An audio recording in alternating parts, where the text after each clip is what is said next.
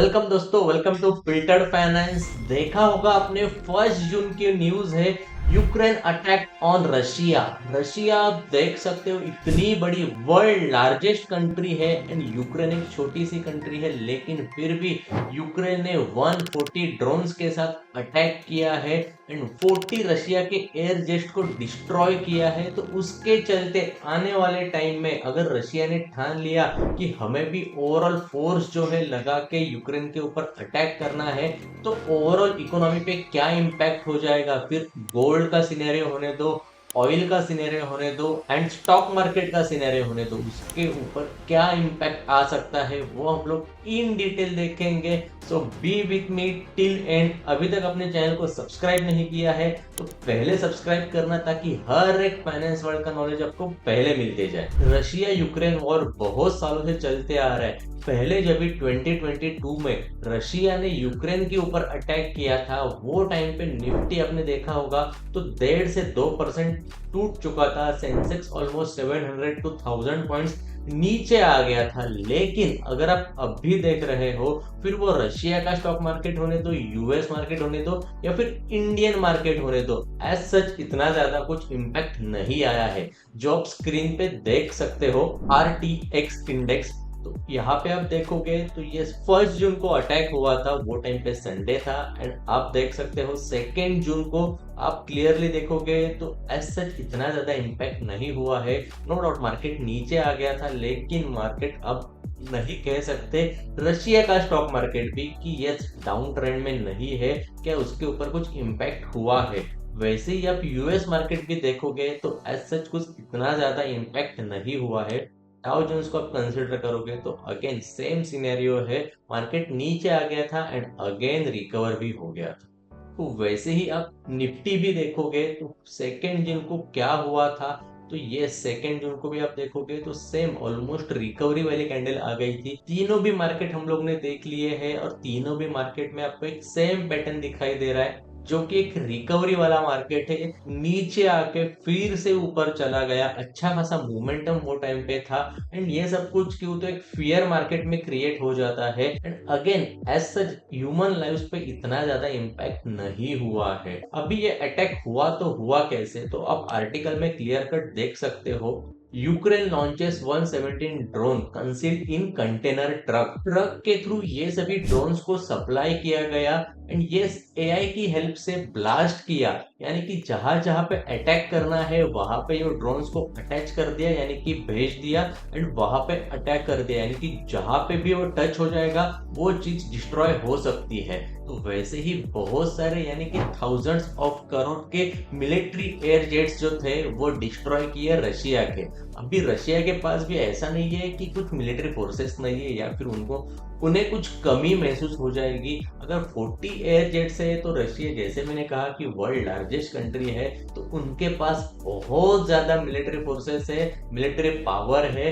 अगर उन्होंने चाहा तो वो और ज्यादा अटैक को यानी कि वॉर के रूप में लेके जा सकते हैं, जिसके चलते आपको देखने मिलेगा स्टॉक मार्केट में भी इम्पैक्ट आ सकता है। लेकिन कभी तो जैसे मैंने कहा कि अभी फिलहाल यूक्रेन ने अटैक किया है, लेकिन उसे आप वॉर का सिनेरियो कभी कह सकते हो। रशिया अगेन कुछ जवाब देती है, जैसे सिंदूर ऑपरेशन इंडिया ने किया था, अगर वैसे ही रशिया कुछ चीजें करती है तो वॉर का इंडिकेशन आपको मिल जाएगा। अभी आप देखोगे तो ये वॉर के लिए यूके भी प्रिपेयर हो रही है एंड यूके के पास एज सच कुछ मिलिट्री फोर्सेस नहीं है, तो उन्होंने ये भी कहा है कि बजट को ना देखते हुए हम लोग मिलिट्री डेवलप करेंगे। वो यही कह रहे हैं कि यूएस के पास है, इंडिया के पास है, जर्मनी के पास है, हर एक कंट्री मिलिट्री के ऊपर अच्छा खासा स्पेंडिंग कर रही है, तो हम लोग क्यों सोच रहे हैं। यानी कि क्या है, कहाँ ना कहाँ पे तो इंडिकेशन यूके को भी मिल रहे हैं, जो कि यूके अगेन यूक्रेन को सपोर्ट करता है एंड यस, रशिया के साथ अगर कुछ हो जाता है तो बाद में जाके अगर यूके ने सपोर्ट किया तो कुछ ना कुछ अनबन हो सकती है। इसलिए यूके भी प्रिपेयर्ड हो रहा है एंड किसके बेसिस पे, तो कॉन्क्रिप्शन यानी कि क्या, कंपलसरी मिलिट्री सर्विस, जिसे आप कह सकते हो कि अगर आप घर बैठे हो या फिर कहाँ पे जॉब कर रहे हो तो आपको घर से उठाया जाएगा एंड कहा जाएगा कि यस, आप अभी अपने देश के लिए सेवा करोगे, यानी कि मिलिट्री मिलिट्री फोर्सेस ज्वाइन करोगे। एंड ये गवर्नमेंट खुद कहती है, जैसे चाइना में भी रूल है कि एक आपके फैमिली से कंपलसरी मिलिट्री फोर्सेस में होना चाहिए, तो वैसे ही आप यहाँ पे भी देखोगे कॉन्क्रिप्शन सर्विस यूके लेके आ रही है, जिसके चलते आने वाले टाइम में कुछ ना कुछ हलचल हो सकती है, लेकिन होपफुली ना हो तो अच्छा रहेगा, ताकि ओवरऑल वर्ल्ड इकोनॉमी भी इम्पैक्ट हो जाएगी। जो जियोपॉलिटिकल टेंशन है टैरिफ के चलते बढ़ गया था, एंड यस यूएस ने अभी उसे थोड़ा नॉर्मलाइज किया है। जो कि चाइना एंड यूएस के बीच में ट्रेड वॉर हुआ था वो अभी शांत हो गया है, जिसके चलते मार्केट में अच्छे खासे मूवमेंट भी आपको देखने मिल रही है। अगर ये वॉर का सिनेरियो आ जाता है तो हमें निफ्टी में भी हलचल देखने मिल सकती है। निफ्टी करंट सिनेरियो आप स्क्रीन पे देख सकते हो 24,600 के आसपास ट्रेड कर रहा है, यानी यहाँ पे भी आप देखोगे तो अच्छा खासा सपोर्ट है 500 के लेवल के आसपास। अगर ये लेवल ब्रेक हो जाती है तो अच्छा खासा डाउनफॉल आपको देखने मिल सकता है। एंड यही नहीं तो उसके अलावा ऊपर जाने के लिए भी चांसेस बहुत है, लेकिन मैंने बहुत बार हमारी YouTube एनालिसिस पे कहा था, जहां पे मैं हर दिन निफ्टी का एनालिसिस करता हूँ कि कल के दिन निफ्टी में क्या हो सकता है, एंड इंपॉर्टेंट लेवल्स मार्क करके देता हूँ। तो इसलिए अभी तक अपने चैनल को सब्सक्राइब नहीं किया है तो पहले सब्सक्राइब करना, ताकि निफ्टी के हर एक लेवल की जानकारी आपको पहले ही पता चले। और वैसे ही मैंने कहा था कि ऊपर जाना है निफ्टी को तो 25,100 का जो लेवल है वो ब्रेक करना होगा, तभी आप कह सकते हो कि मार्केट अगेन बुलिश टेरिटरी में जा चुका है। अभी आप देखोगे तो अच्छे खासे सपोर्ट पे मार्केट खड़ा है।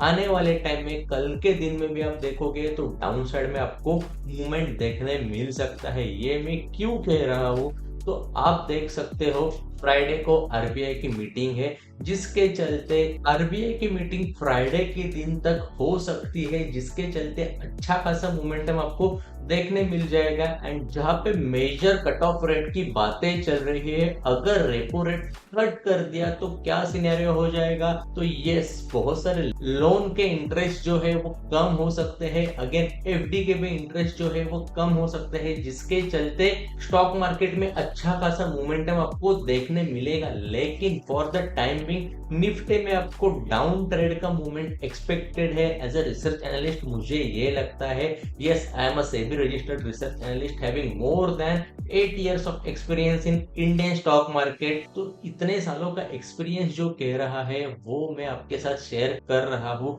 निफ्टी को अगर नीचे आना है, अगर इंटरेस्ट रेट में अच्छी खासी न्यूज आ गई तो फिर भी निफ्टी जो है एक बार नीचे चला आएगा, एंड उसके बाद अगर ऊपर जाना है अच्छा खासा मोमेंटम देके जाएगा। रही बात रशिया यूक्रेन वॉर की, अगर वॉर होता भी है आने वाले टाइम में, रशिया ने जवाब भी दिया तो क्या हो सकता है। फर्स्ट डेस्टिनेशन जो है तो 24,200 का रहेगा, जो एक्सपेक्टेड है कि यस इंटरेस्ट रेट के चलते भी हो सकता है। उसके बाद जो डेस्टिनेशन रहेगा 23,800 का रहेगा। तो ये दो लेवल्स जो है बहुत क्रूशियल है। अगर वर्ल्ड इकोनॉमी में कुछ भी चेंजेस होते हैं तो ये दो लेवल्स आप मार्क करके रखना, क्योंकि निफ्टी जो है सडनली 5-6% नीचे तो नहीं आ सकता है, तो कहां पे आके रुक सकता है डाउन साइड के लेवल्स में। तो वो मैंने कहा है कि 24,200 एंड 23,800 का जो लेवल है। उसके अलावा अप साइड के लिए भी आप देखोगे तो 24,800 का जो लेवल है वो बहुत क्रूशियल है, तो उसे भी एक बार आप अच्छी तरीके से याद रखना कि अगर मार्केट को ऊपर जाना है तो यस 24,800 को रिस्पेक्ट करते हुए, यानी कि पुल बैक देके ऊपर जा सकता है। सो आई होप मार्केट में क्या इम्पैक्ट आ गया है, क्या आगे हो सकता है वो भी मैंने कहा है। और ऐसे ही अगर आप देखोगे तो गोल्ड में क्या सिनेरियो हुआ था वो मैं आपको दिखाना चाहता हूँ कि गोल्ड भी आप देख सकते हो कि अच्छे खासे लेवल से बढ़ गया। जब भी यूक्रेन ने अटैक किया रशिया के ऊपर तो 30 मई को गोल्ड ट्रेड कर रहा था समथिंग अराउंड 95,000 के आसपास। जियोपॉलिटिकल टेंशन आप देख सकते हो, जिसके वजह से अगेन गोल्ड जो है गैप अप होके 2 जून को 98,000 तक चला गया है। आज के डेट में भी 98,000 ट्रेड कर रहा है, यानी कि 3,000 पॉइंट्स का मोमेंटम देख सकते हो।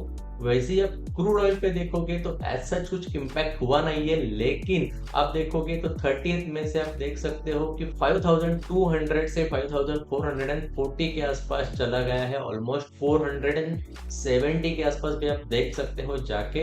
आ गया है। तो यही सिनेरियो है कि अगर जियोपॉलिटिकल टेंशन बढ़ जाती है तो यस, कमोडिटी मार्केट में भी आपको हलचल अच्छी तरीके से दिखाई देती है, क्योंकि टैरिफ के चलते ऑलरेडी रिसेशन का डिस्कशन चल ही रहा है कि आने वाले टाइम में आ सकता है। इन्फ्लेशन का सिनेरियो फिलहाल बहुत कंट्रीज महसूस कर रहे हैं, जिसके चलते स्टॉक मार्केट में भी आप अच्छा खासा साइडवेज जोन देख पा रहे हो। निफ्टी में भी आप देख रहे हो कि साइडवेज जोन में फंसा हुआ है। तो यस, आने वाले टाइम में ऐसा कुछ ना हो जाए कि जिसके वजह से निफ्टी नीचे आ सकता है, ओवरऑल जियोपॉलिटिकल टेंशन बढ़ सकता है। सो आई होप यहाँ तक आपको इन डिटेल पता चला कि रशिया यूक्रेन वॉर की वजह से या फिर अटैक की वजह से क्या क्या सिनेरियोस फेस करने पड़ सकते हैं ओवरऑल वर्ल्ड को। सो यस, अगर आपको ये वीडियो पसंद आया है तो डेफिनेटली लाइक करना। एंड आने वाले टाइम में आपको क्या लग रहा है कि निफ्टी कहाँ तक जाएगा, तो मुझे जरूर कमेंट करके बताना। I am expecting with in 1 month Nifty कहाँ पे जाएगा, 25,100 या फिर 24,200 के आसपास निफ्टी चला जाएगा, ये मुझे चाहिए। तो मुझे जरूर कमेंट करके बताना। I am waiting for the comment. Thank you so much दोस्तों, and have a great day.